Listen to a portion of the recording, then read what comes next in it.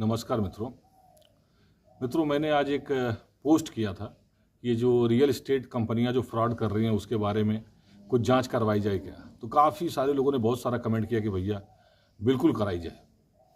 तो मित्रों, इस विषय पे ये है तो बड़ा बृहद टॉपिक कि इन कंपनियों के काम करने की जो है मोडस ऑपरेंडी क्या होती है, माने ये किस तरह से काम करती हैं, इनको पंजीकृत होना चाहिए कि नहीं होना चाहिए, ये कब काम कर सकती हैं, और ये जो एग्रीमेंट वगैरह करवा के करती हैं क्या ये वैलिड है, और ये जो रियल एस्टेट का कारोबार कर रही हैं ये जो कंपनियां या जो व्यक्ति भी कई बार दलाली का काम करते हैं, तो ये लोग क्या विधितः सही हैं, लीगली वैलिड हैं,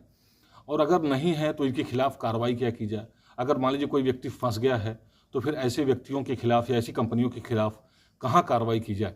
ये बड़ा ही बृहद टॉपिक है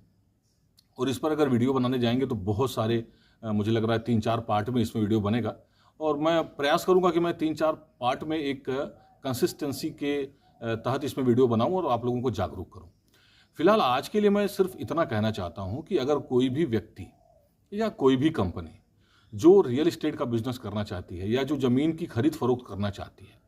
उसके लिए एक जो सबसे ज़रूरी चीज़ है उत्तर प्रदेश में, वो ये है कि उस व्यक्ति को या कंपनी को रेरा के अंतर्गत पंजीकृत होना चाहिए। रेरा क्या है? रियल एस्टेट एक्ट है, जो कि 2016 में लागू हुआ है। इस एक्ट की धारा 9(2) के तहत हर व्यक्ति जो जमीन का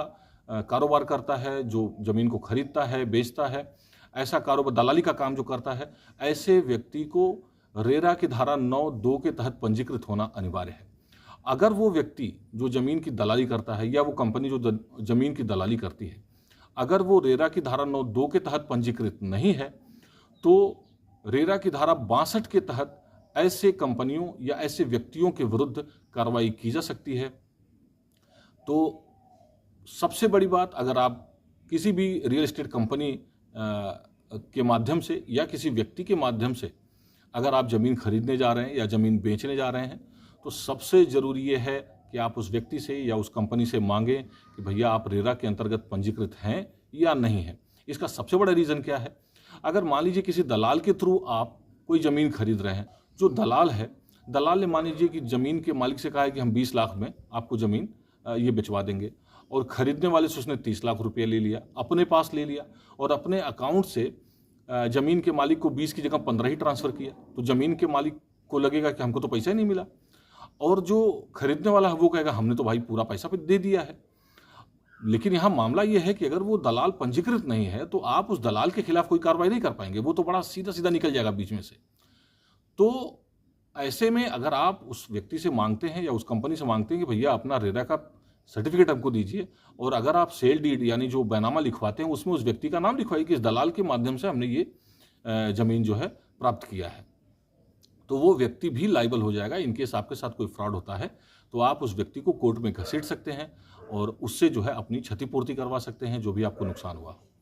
तो मित्रों, ये तो बहुत शॉर्ट वीडियो मैं एक बना रहा हूँ। इस पर एक विस्तृत वीडियो मैं प्रयास करूँगा कि कल तक बना के शाम तक एक विस्तृत वीडियो इस पर बनाऊँ कि ये किस तरह से पंजीकृत होती हैं, किस तरह से कार्य करती हैं,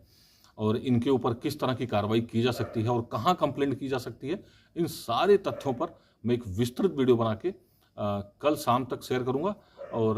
कल नहीं भी कर पाया तो नेक्स्ट वीक 100% कुछ ना कुछ ऐसा एक वीडियो बना के मैं शेयर करूंगा। धन्यवाद।